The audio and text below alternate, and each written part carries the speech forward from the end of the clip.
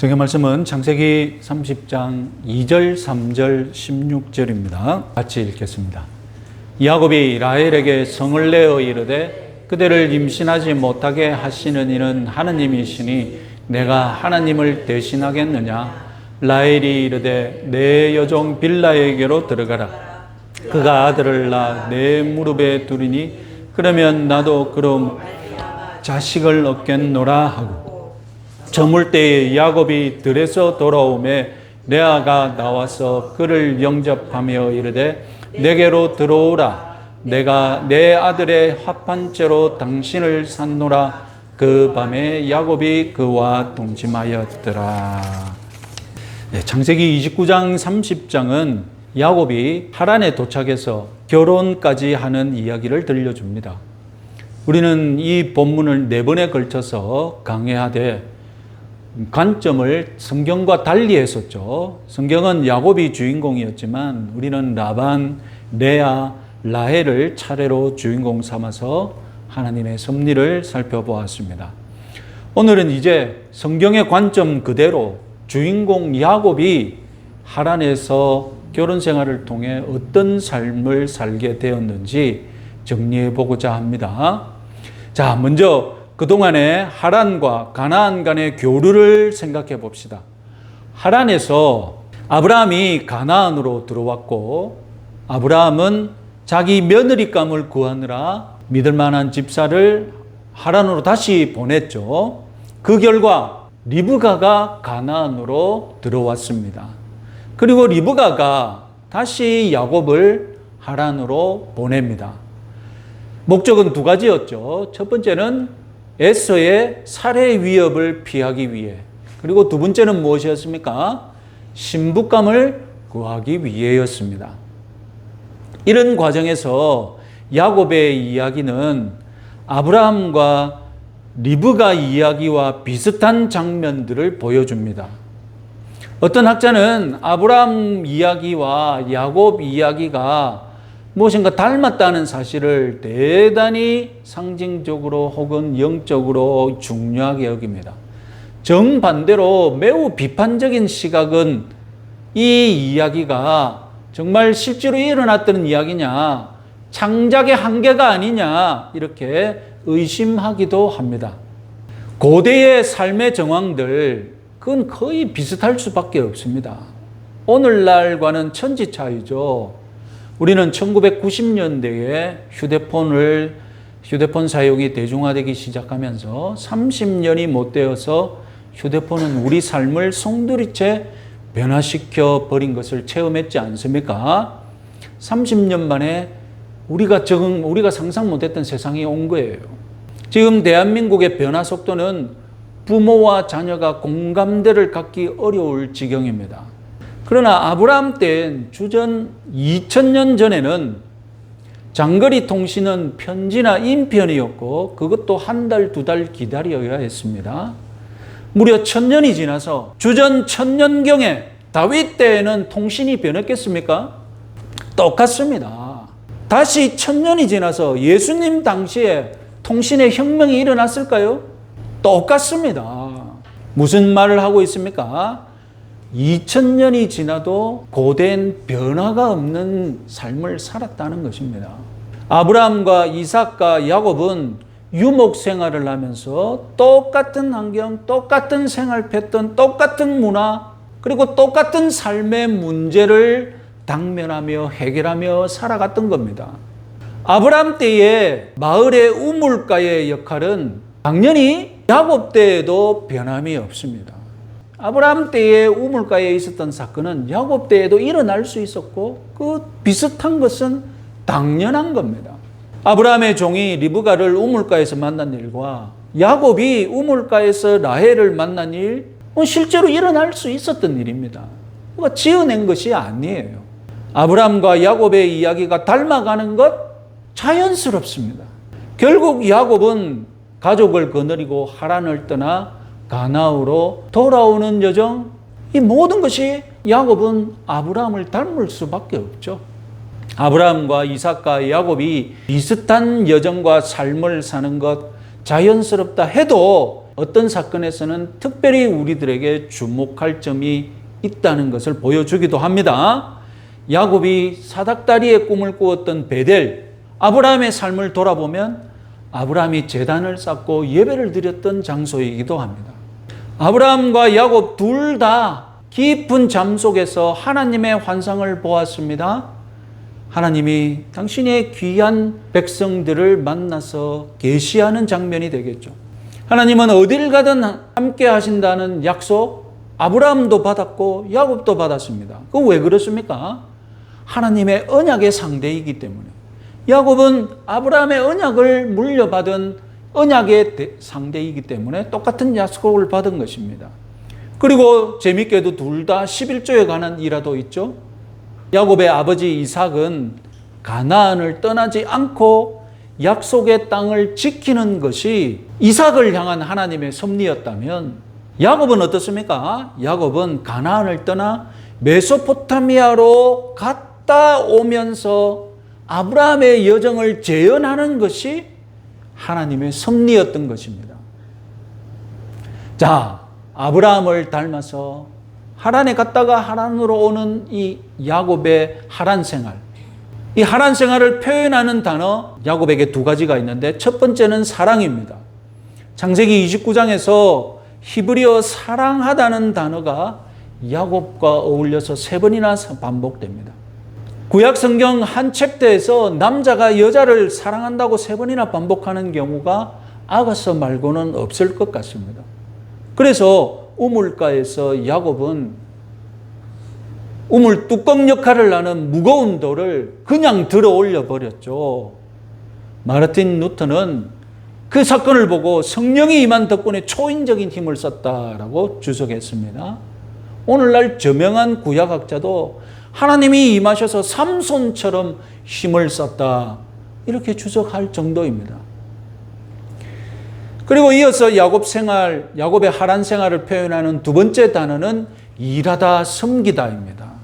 무려 6번이나 반복되었는데 히브리어상으로는 한 단어입니다.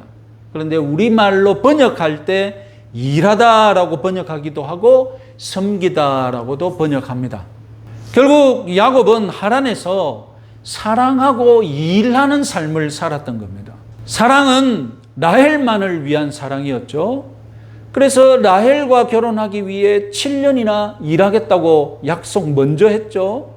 그래서 그 유명한 말씀 20절을 읽어봅시다. 야곱이 라헬을 위하여 7년 동안 라반을 섬겼으나 그를 사랑하는 까닭에 7년을 며칠같이 여겼더라. 여기서 독자들은, 우리 성경을 읽는 독자들은 사랑과 일에 대해서 어떤 교훈을 얻을 수 있습니다. 사랑은 무엇입니까? 사랑은 일하는 것입니다. 사랑 자체가 일하며 행동하며 움직이는 것입니다. 간단하게 일하는 사랑입니다. 사랑하면 일하고 싶어집니다. 일하지 않는 사랑은 사랑이 아닙니다. 하나님을 사랑하십니까? 하나님을 위해 일하고 싶어하고 하나님을 위해 일하고 싶어하는 그 사랑이 진실한 사랑인 줄 믿으시기 바랍니다. 사랑이 일을 안 한다. 그건 잘못된 사랑인 줄 확신하시기 바랍니다. 외삼촌 라반은 야곱에게 얼마나 믿음을 주었습니까? 야곱이 가나안에서 있었던 일을 하소연하니까 라반이 야곱에게 뭐라고 위로했습니까? 29장 14절 한번 같이 읽어보겠습니다. 29장 14절 라반이 이르되 너는 참으로 내 혈육이로다 하였더라. 참 도피길 해가지고 겨우겨우 도착해가지고 자기 신세를 하소연했더니 외삼촌 라반이 뭐라고요? 너는 참으로 내 혈육이로다. 이 가족을 얼마나 소중하게 여기는 것 같습니까? 완전 가족 제일주의의 그런 멘트이지 않습니까? 이랬던 라반이 신부 바꿔치기를 주도했고 저와 여러분들이 생각해 보았듯이 레아도 소극적으로 참여했었죠. 그 바람에 무려 7년이나 더 일하게 되었습니다. 착취에 착취를 당한 꼴이었습니다. 29장 25절을 읽어봅시다. 야곱이 아침에 보니 레아라 라반에게 이르되 외삼촌이 어찌하여 내게 이같이 행하셨나이까? 내가 라헬을 위하여 외삼촌을 섬기지 아니하였나이까? 외삼촌이 나를 속이심은 어찌미니까? 시계를 돌려서 가나안 때로 야곱이 자기 아버지 이삭, 자기 형 에서를 사기친 후에 이삭과 에서가 사기를 당한 후에 나눴던 대화 27장 35절 36절을 읽어봅시다. 이삭이 이르되 내 아우가 와서 속여 내 복을 빼앗았도다. 에서가 이르되 그의 이름을 야곱이라 함이 합당하지 아니하니까 그가 나를 속임이 이것이 두 번째니이다. 전에는 나의 장자의 명분을 빼앗고 이제는 내 복을 빼앗았나이다. 27장이나 29장에서나 속이다, 속임 다 히브리어로 같은 단어입니다. 그래서 저명한 구약학자는 이렇게 주석했습니다. 빨간 글씨 한번 읽어보겠습니다. 자신을 속인 라반을 비난함으로써 사실 야곱은 자기 자신을 비난하고 있는 셈이다. 속임수의 왕인 자신이 속게 된 것이다.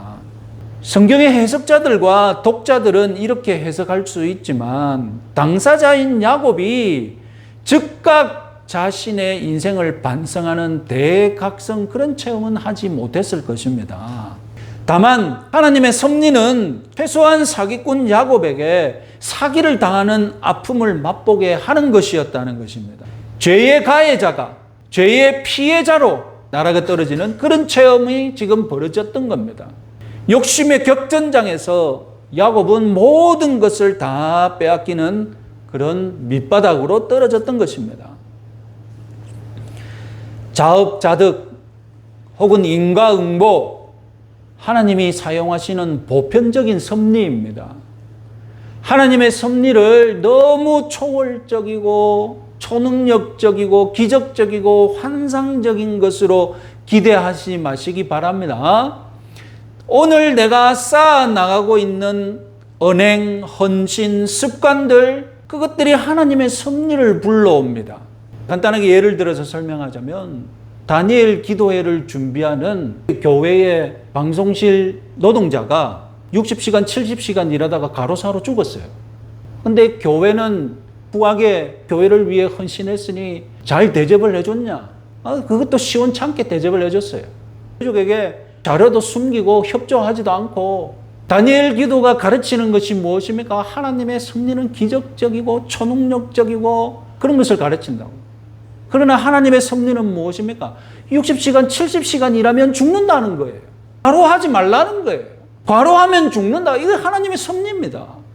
평범한 섭리라고요. 저와 여러분 모두가 그 섭리를 당할 거니까 그럼 우리는 과로하면 안 돼요. 과로하면 안 되니까 법으로 과로를 막아야 되고 과로를 해도 괜찮다. 그건 하나님의 섭리를 기대하는 자세가 아니라는 거예요. 그럴 수도 있죠. 천에 하나 만에 하나 70시간 일해도 쌩쌩한 하나님의 능력을 체험하는 그런 경우 있을 수 있겠죠. 그 경우를 기대하면 안 되죠. 우리가 기대해야 될 건 무엇입니까? 우리가 믿어야 할 건 무엇입니까? 과로하면 안 된다는 거예요. 과로해서 그가 순직했다면 넉넉하게 유족을 대접해주고 대우해줘야 한다는 거예요. 이 모든 것이 평범한 하나님의 섭리라는 겁니다. 다시 간단하게 말씀드리겠습니다. 오늘 나의 은행이 쌓이고 쌓여서 하나님의 섭리가 되는 줄 믿으시기 바랍니다. 과로해서는 안 됩니다. 과로하고도 하나님의 섭리를 기대하지 마시기 바랍니다. 야곱 자신이 사랑해서 딱 붙어있는 라헬은 임신이 안 되는데 사랑하지 않는 레아가 연달아 아들을 4명 낳았죠. 라헬이 죽어버리겠다고 악다구를 부릴 때 야곱은 라헬에게 2절을 답했습니다. 같이 한번 읽어보겠습니다. 야곱이 라헬에게 성을 내어 이르되 그대를 임신하지 못하게 하시는 이는 하나님이시니 내가 하나님을 대신하겠느냐. 이 답변은 야곱의 하란살이에서 최소한의 각성이 있다는 증거입니다. 자, 이런 각성 이외에 또 다른 각성이 있지 않았을까요? 21세기 독자인 우리들은 야곱의 이야기를 읽고 해석하면서 이런저런 섭리적인 교훈이 있었을 것이라고 앞에서 그렇게 해석했듯이 해석할 수는 있지만, 수천 년 전 야곱이, 당사자인 야곱이 하란에 살면서 언제 어떻게 다수의 각성 경험을 했는지 성경은 정확하게 말하지 않습니다. 아까 그 본문이 유일하죠. 어떻게 내가 하나님을 대신하겠느냐.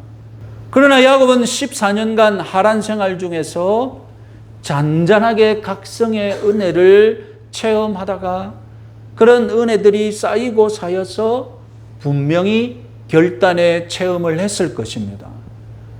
그런 결단의 체험을 우리는 다음 시간부터 강의할 것입니다.